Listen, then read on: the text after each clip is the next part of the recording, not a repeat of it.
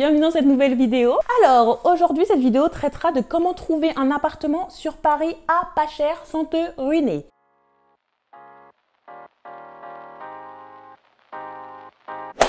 Il est vrai qu'on adore Paris, qu'on trouve tous Paris super beau, super chic et qu'on veut tous aller s'installer là-bas, partir de notre petite campagne et s'installer à Paris, voilà, où il y a les opportunités, où il y a tout, mais il n'y a pas le portefeuille qui va avec pour s'installer. Donc, je ne sais même pas pourquoi on réfléchit comme ça. Bref, aujourd'hui, dans cette vidéo, je vais t'apprendre comment dénicher un petit nid douillet sans te ruiner. Voilà, avec des petits tips que j'ai parce que moi-même, je suis passée par là. N'oublie pas de t'abonner, de liker si tu kiffes ce contenu et si celui-ci t'intéresse, d'accord? Et on va tout de suite au problème. Let's go. Avant toute chose, il faut qu'on soit d'accord et que vous ayez conscience de ça, que tu aies conscience de ça. Paris, c'est cher, c'est rush. Il faut de la moula, il faut du fric, du flouze, du blé, de la maille. Si tu n'as pas ça, dis-toi déjà que ça ne va pas être de tout repos, d'accord? Surtout si tu n'as pas des gens autour de toi, si tu es toute seule face au monde, va falloir aller batailler.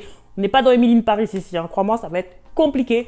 Mais ça ne veut pas dire que c'est impossible, d'accord? Donc déjà, ça c'est un truc qu'il faut que tu aies en tête. Tu vas pas à Angers, hein, tu vas pas à Rennes, tu vas dans la ville des Lumières, tu vas dans la capitale de la mode. Donc là, t'es plus dans la cour des petits, t'es dans la cour des grandes. D'accord? T'es dans la cour des grandes. Donc là, je vais te donner tout ce qu'il faut. Donc maintenant que tu as ça en tête, in la cabeza, aussi mes astuces. Déjà, la première astuce que je pourrais te donner, c'est de te préparer financièrement. Ça paraît basique, mais c'est le base des bases. Si tu es encore chez tes parents, profite pour mettre de l'argent de côté. Fais les petits boulots ou commence avec un petit boulot qui est près de chez toi, voilà, si tu as la possibilité. Et mets de l'argent de côté parce que ça va te servir pour ton emménagement, ça va te servir pour déposer ta caution qui va pas te coûter que 200 €, crois-moi. Ça va te servir pour acheter tes meubles, te servir pour juste avoir une base en fait, une réserve en cas de coup dur. Voilà, ça va te permettre de payer tes premières factures. Oui, tu vas payer des factures. Tu as payé des factures, ma sœur. Cour des grandes. J'ai dit la cour des grandes. Donc, essaye de mettre de l'argent de côté au plus. Voilà. On a dit profiter, c'est bien. Mais il faut quand même mettre de l'argent de côté. Donc, si tu as des petits boulots, même si avant de partir ou que sais-je, tu as la possibilité de te faire un petit taf d'été et de mettre de l'argent de côté, garde cet argent pour emménager. Ça, c'est le premier point. Mets de l'argent de côté. Pars du principe que tu seras seul, même si on va pouvoir t'aider. Comme ça, au moins, tu n'attends rien de personne et tu n'as pas de mauvaise surprise. Ça, c'est le premier point. Deuxième point. Le deuxième point que je te donne, que je te partage en connaissance de cause, c'est essayer de faire d'abord du repérage. Je m'explique. À Paris, il y a des endroits qui sont plus chers que d'autres. Donc, il va falloir déjà que tu t'informes. Ça paraît tout bête, mais il faut s'informer pour savoir où tu vas mettre les pieds. Parce que les pieds, là, ils vont chauffer. Voilà, prends un peu d'informations, voilà, avant d'aller à la bataille, là, parce que ça va être la guerre. Oh là là, tu n'es pas prêt. Tu n'es pas prêt. Renseigne-toi déjà sur la localité, sur les endroits qui sont le plus chers, les endroits qui sont le moins chers. Parmi les endroits qui sont le moins chers, les endroits qui sont le plus fréquentables, les moins fréquentables.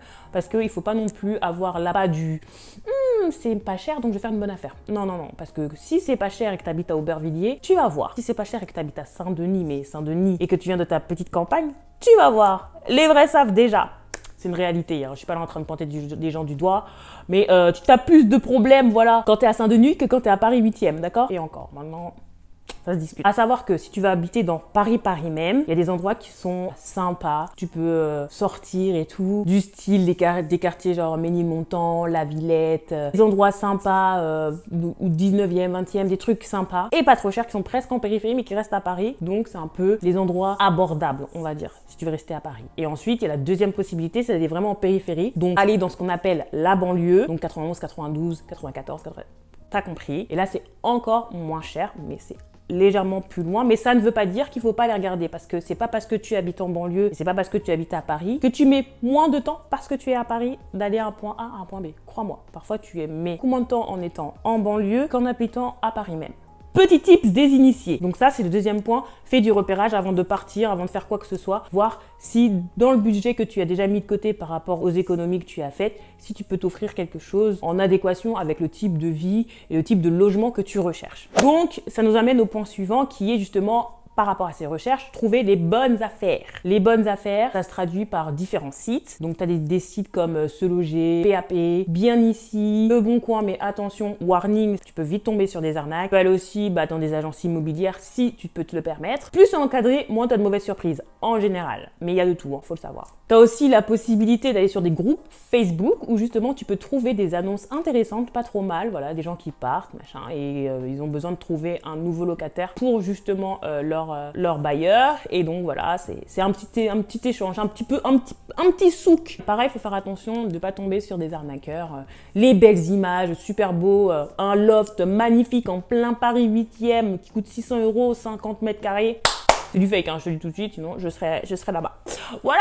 Avec le temps, avec les recherches, surtout, prends ton temps, ne saute pas sur la première annonce venue, voilà, qui t'a l'air d'être incroyable. Prends ton temps, renseigne-toi, et avec le temps, avec les recherches, tu vas comprendre et tu vas te rendre compte qu'est-ce qui arnaque, qu'est-ce qui ne l'est pas, qu'est-ce qui est intéressant, qu'est-ce qui n'est pas intéressant. Donc ça, c'est le point suivant, c'est vraiment de te renseigner et d'essayer de chercher les bonnes affaires sur ce genre de site. Le quatrième point que je peux te donner, qui est très important, c'est le timing lors de ta recherche. Il faut savoir que quand tu fais des recherches pour trouver un appartement à Paris, je sais pas si c'est la même chose autre part, mais je pense, en général, quand tu cherches un appartement, il y a des timings qui sont plus favorables que d'autres. Tu vas avoir beaucoup plus d'annonces durant certaines périodes que d'autres. Donc, il faut que tu aies ce timing. Tu te demandes quel est ce timing? Eh bien, je vais te le donner! Le timing idéal pour trouver un appartement, c'est les périodes creuses, comme les vacances scolaires. Tu as aussi les vacances d'été, les rentrées scolaires et professionnelles, donc vers septembre, et les fêtes de fin d'année. Parce que les gens se cassent, les gens ont fini leur cycle, ont fini leur année, voilà, vont faire de nouvelles aventures. Et donc, c'est les ventes bénies pour Bibi. Donc voilà, il y a beaucoup plus de logements, il y a beaucoup plus de demandes de bailleurs qui aimeraient justement avoir des locataires. Donc tu as beaucoup plus d'offres. L'offre et la demande, ça va être pour toi, ma gueule. Privilégie ces périodes-là parce que dans les autres périodes, ça va pas être la même chose. En général, les gens sont installés à la suite de ces précédentes périodes et donc tu as moins de logements disponibles. Donc le timing, c'est aussi important. Tu vois, je te donne des trucs des gens initiés, des chevronnés. Voilà, des gens qui sont partis à la guerre, à la bataille, qui ont fait comme ça, là, pour avoir leur appart. Et là, toi, tu es là, tu regardes, tu sirotes ton petit jus, voilà, et tu regardes les secrets magiques de la Légion d'honneur. Estime-toi heureux. Bon, ça, c'était le point suivant. Le timing, très important. Si jusqu'ici ma vidéo t'a plu, n'hésite pas à t'abonner et surtout à liker. On passe au suivant. Donc ça, on va dire que c'était la grande partie, voilà, pour trouver un logement, s'informer du logement, comment trouver le logement. Vraiment la grande première partie des basiques pour dénicher ton putain d'appart à Paris ou en Ile-de-France. Donc ensuite, dans la partie 2 que je vais vous présenter, qui s'adresse plutôt aux personnes qui sont vraiment, voilà, qui ont vraiment un budget réduit, qui sont pas forcément entourés, qui n'ont pas forcément papa et maman ou qui n'ont pas forcément la possibilité, malgré le fait qu'ils ont travaillé parce qu'ils sont déjà, ils doivent déjà s'occuper d'eux-mêmes, ben ils n'arrivent pas à mettre grand chose de côté. Ne t'inquiète pas, je n'étais pas oubliée, j'ai également des astuces pour toi, ma cocotte. L'autre alternative qui est possible, c'est la possibilité d'avoir des alternatives et se loger à moindre coût en allant vers différents horizons. Là, tu me vois venir, tu me vois arriver. Voilà. La première possibilité qui est la plus évidente, je pense que tu t'en es douté, c'est la colocation. Ça t'aide justement à diviser, en général quand tu es dans une coloc, ce que tu paierais seul pour un appartement, tu peux le diviser par 2. Et en plus, en général, vu que c'est en colocation, tu es dans un grand espace et donc tu as en général beaucoup plus de choses à disposition qui sont déjà là et tu n'as pas besoin d'ajouter des frais en plus pour te meubler. Donc ça, c'est une alternative géniale. En gros, c'est des partages de frais, de coûts et d'espace. Moi, j'ai fait plusieurs colocs. J'avoue qu'en général, j'ai pu se trouver sur Le Bon Coin, étonnamment, je crois. Mais ça se trouve également très facilement. Pareil, sur les groupes Facebook, tu as beaucoup de colocs. Tu peux faire des visios avec les résidents qui sont déjà là, voir si ça peut matcher. En général, les gens qui demandent des colocataires en plus parce que X ou Y est parti, ils affichent plutôt un profil avec lequel ça pourrait matcher. Si tu es le genre de personne qui sort tout le temps, qui aime pas trop le ménage et que à côté, tu vas dans une coloc où le mec, en général, il est plutôt casanier ou casanière et que elle est germophobe, hein, et qu'il faut que tout soit nickel parce que la meuf ou le mec est un peu maniaque, ça matchera pas, hein, je te le dis, il y aura conflit, hein. Donc le mieux c'est vraiment de prendre le temps aussi parce que la colocation ça a ses avantages mais ça aussi c'est des défauts. Je parle en connaissance de cause, t'as le droit de me battre. Bref, c'est quand même des choses à prendre en compte. Vivre en communauté, ce n'est pas facile. Donc si tu es une personne qui n'est pas simple, qui a du mal à vivre en communauté, réfléchis-y à 2 fois, peut-être mettre un peu plus d'argent pour ton bien-être personnel. Ça se discute. Je dis ça comme si je diabolisais, mais en même temps, je peux te dire que c'est une super expérience parce que en plus, si tu viens d'arriver à Paris, ça te permet de te faire des potes rapidement, d'avoir ta petite team et franchement, c'est super génial. Moi, j'ai kiffé. J'ai eu les bons comme les mauvais côtés. J'ai une super coloc. J'ai une super coloc, mais qui n'a pas non plus...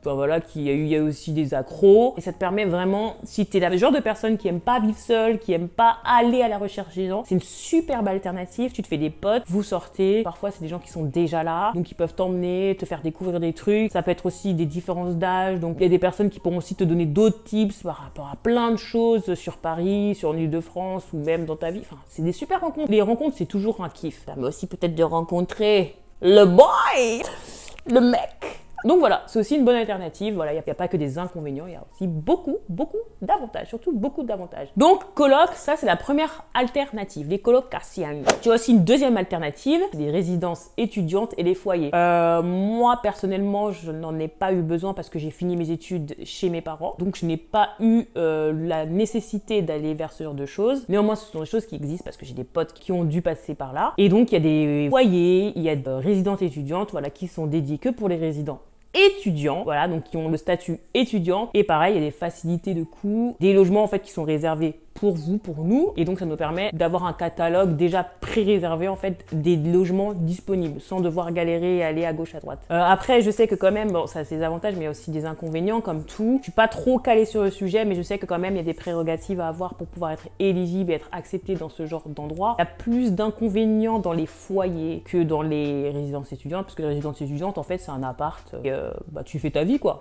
Les foyers, t'es peut-être parfois un peu plus dépendant de tes entrées et tes sorties, peut-être, je suis pas sûre, c'est à vérifier, et je pense que ça dépend des foyers, mais bon, c'est une chose. Et puis, bah voilà, t'es dépendant des espaces communs, parce que je crois que dans les foyers, tu n'as pas de cuisine, t'as vraiment ton espace pour dormir, et salle de bain, parfois c'est dedans, dans ton logement, et parfois ça ne l'est pas. Parfois les espaces communs, type en général, c'est plus salle de bain et cuisine, il faut partager. Voilà. C'est un peu comme une guest house quand tu vas à l'étranger, un peu comme une auberge de jeunesse, voilà. Mais c'est une très bonne alternative et pareil, ça te permet également de rencontrer des gens. Pour les résidences étudiantes, en général, c'est plus dans des catalogues qui sont déjà reliés, par exemple, à l'université, la fac vers laquelle tu vas, type le Crous, ce genre de choses. Mais voilà, c'est des choses qui peuvent être intéressantes, voilà, sans trop te prendre la tête. Et puis, tu as des aides qui vont avec, parce qu'on prend ton statut d'étudiant, donc on sait que tu n'es pas dans un CDI et que tu ne gagnes pas 3000 balles, putain. Voilà, donc ça, c'est la deuxième alternative, les résidences étudiantes et les foyers. Et là aussi, tu peux faire ta best life.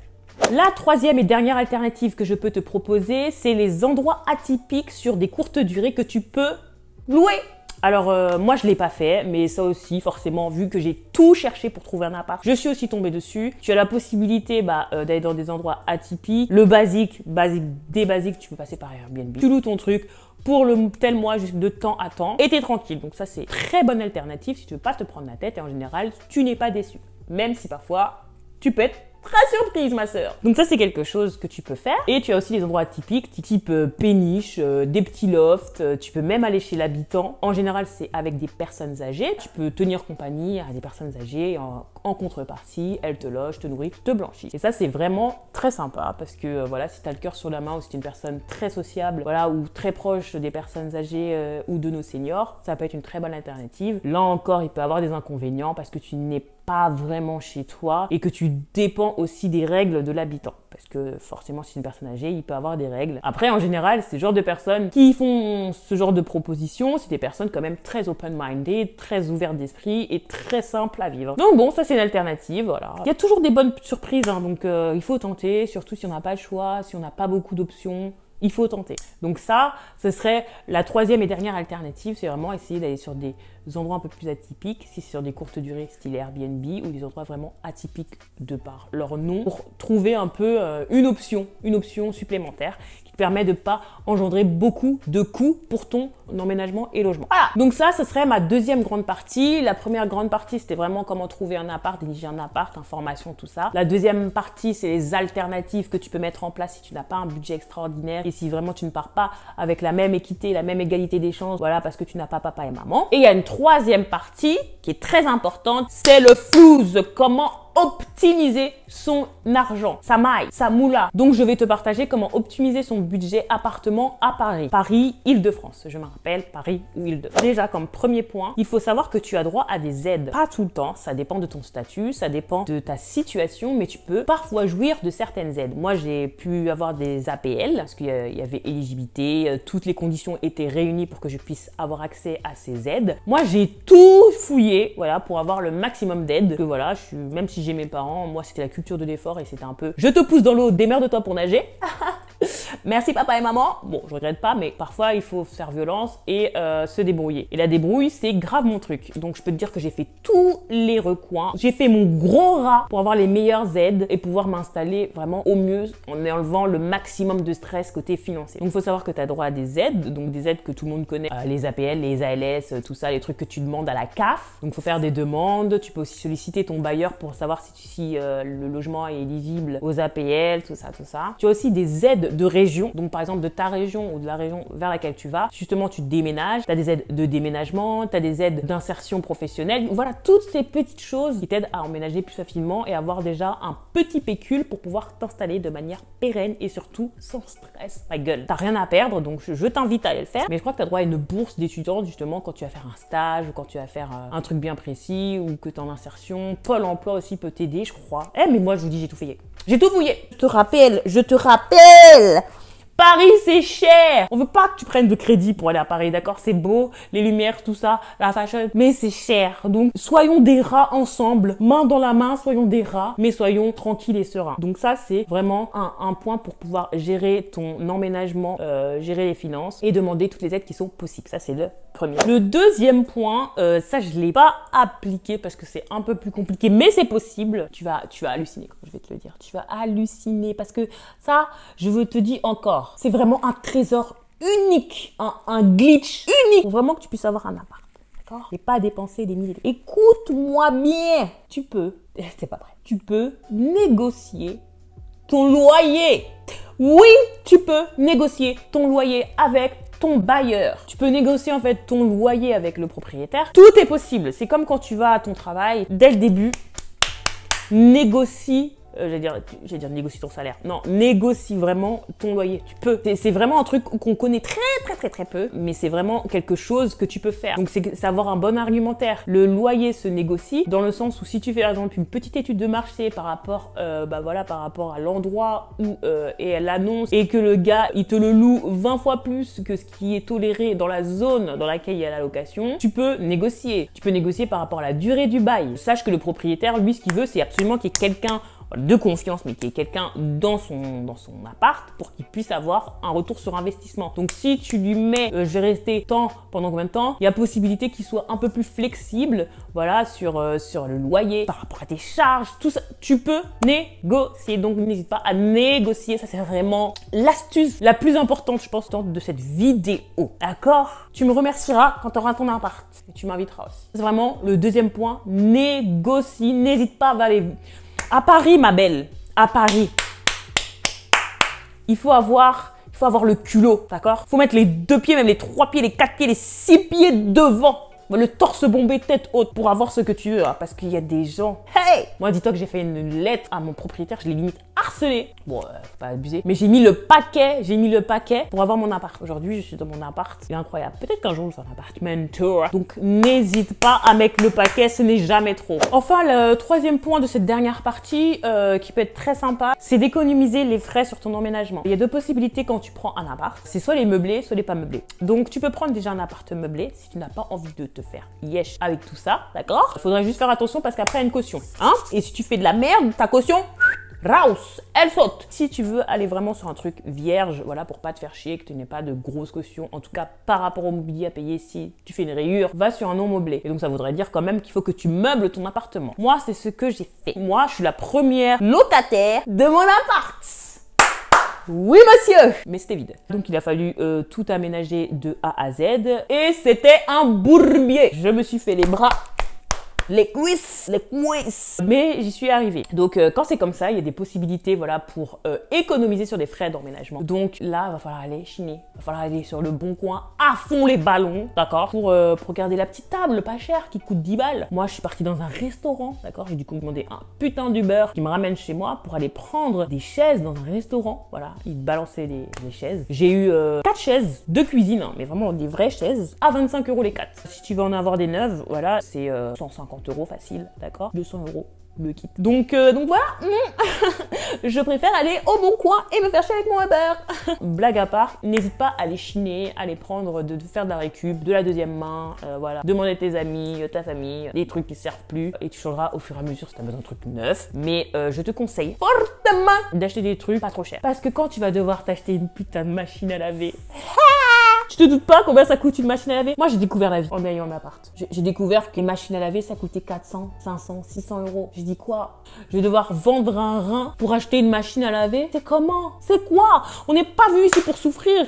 J'ai découvert qu'il fallait payer des factures, qu'il fallait souscrire à un contrat pour avoir de l'électricité. Ne me jugez pas. Ne me jugez pas. D'accord. Bref, je t'invite vraiment fortement à aller chiner des petits trucs. Moi, des choses, par contre, je ne déroge pas. Je vais jamais aller prendre ça chez autrui. Le lit, c'est mort. Le canapé, c'est mort. En fait, tout ce qui est literie, ça, c'est du neuf. Parce que je vais me foutre dedans. Je vais bien m'installer dedans, là. Si c'est pour que j'ai des puces de lit dégueulasses qui viennent, non. Si c'est parce qu'en plus, il y a quelqu'un qui a mis son vieux fiacre rempli de sueur, là, dedans, et je vais dormir dedans. Moi, Émilie, vivante, jamais de la vie. Donc ça, c'est des trucs que je déroge pas, mais il y a des trucs, tu peux prendre. Hein. Si tu as besoin de meubles, prends les meubles vraiment basiques. Si tu as besoin de meubles pour finir ta cuisine, tu vas chez Casto, tu vas chez Confo, il y a des trucs à 50 balles. Ok, ils sont moches, mais moi, ce que j'ai fait, c'est que j'ai pris des petits stickers, tu sais, que tu peux coller sur des surfaces pour refaire ma cuisine. On dirait une cuisine, elle est noire et marron. Je suis sûre que tu vois le style de cuisine et elle est trop stylée. Alors que j'ai acheté les premiers prix de chez Conforama, ouais, je crois, de chez Confo. Donc te fais pas trop chier avec ça, essaye d'optimiser, va au marché aux puces, mais prends des petits trucs, sert pas. J'ai une télé incroyable qui de base doit coûter dans les 1200 balles, non, dans 700 €, je l'ai eu à 100 balles parce que voilà, c'était des gens qui la vendaient. Va sur Facebook, va sur Marketplace, va sur plein de trucs pour avoir des petits trucs sympas que tu peux acheter à pas très cher. Même ma machine à laver, j'ai eu de la chance, je suis tombée sur un couple qui venait d'acheter la machine mais qui était trop petite pour elle parce que maintenant ils sont en fusion, ils habitent ensemble, donc la machine trop petite. Machine trop petite pourquoi? Pour laver ou pour faire des trucs dessus? Bon, ça c'est un autre sujet. Mais bon bref, ils m'ont cédé à 100 balles alors qu'elle était neuve. Donc c'est plein de petites choses. T'as bien des petites pépites à trouver sur les réseaux, sur le bon coin pour vraiment optimiser les achats et les coûts pour ton emménagement au niveau des meubles. Donc pareil, hein, pour la déco, franchement, des petits trucs, des DIY, des trucs pas chers. C'est le dernier point que je voulais dans cette dernière partie. Économise tes frais. En conclusion, c'est les 3 grands points avec toutes les astuces que je t'ai données, voilà, pour chercher ton appart avec l'information, tout ce qui va avec, les alternatives pour payer moins cher, tout ce qui est coloc, résidence, voilà, et puis optimiser ton budget, voilà, avec les aides, avec les frais d'emménagement qui peuvent être diminués en faisant de la récup, ce genre de choses. Donc voilà, c'est tout pour aujourd'hui. Je t'encourage, je te donne toute ma force parce que tu vas en avoir besoin, ma girl. Tu vas partir à la guerre. Sache-le, c'est la guerre à Paris. C'est la guerre entre les rats, c'est la guerre entre les puces, mais c'est la guerre aussi entre locataires. Donc je te donne toute ma force, tout mon amour, tout mon love et puis surtout toute la patience qu'il faut parce que c'est aussi dur de trouver un bel appart qui va te convenir à toi. Donc ne saute pas sur le premier truc venu, prends le temps parce que tu vas y vivre, d'accord? Tu vas y investir du temps, de l'argent et aussi de l'émotion, voilà, du love, parce que quand un jour tu vas devoir déménager, tu vas te dire c'était mon premier appart. Voilà, il y a encore plein de choses dont je peux te parler. Si tu veux une autre vidéo à ce sujet, je serais honorée de te faire justement cette vidéo. Rien n'est impossible, donc je t'invite vraiment à aller sur tous les recoins de surface de la Terre pour trouver ton petit nid douillet en utilisant toutes les astuces que j'ai gracieusement offertes dans cette vidéo. Donc voilà, n'hésite pas à me dire quelle est ton astuce préférée dans ce que je t'ai donné pour trouver un appart qui t'a le plus plu en commentaire. Et surtout, n'oubliez pas de vous abonner, de t'abonner à la chaîne et à liker la petite vidéo pour YouTube. Je viens de commencer. Donc. La fin. Je faisais ma petite vocalisation. alors que j'ai mal à la gorge là, avec le froid là qui me pique et qui réveille mon grand-oncle chaque matin là, c'est grave en fait de me gifler le visage avec un froid comme ça, alors que j'ai rien demandé. Mes parents sont venus en France, ils sont pas venus au Canada, d'accord? Ils sont pas venus en Sibérie, ils sont venus en France. Donc je ne comprends pas pourquoi on a ce genre de froid ici, car je souffre, je suis en souffrance, je suis une femme du soleil. Bref, après cette petite aparté, je vous laisse, je vous fais plein de bisous et je vous dis à la semaine prochaine, mes beautés, mes stars.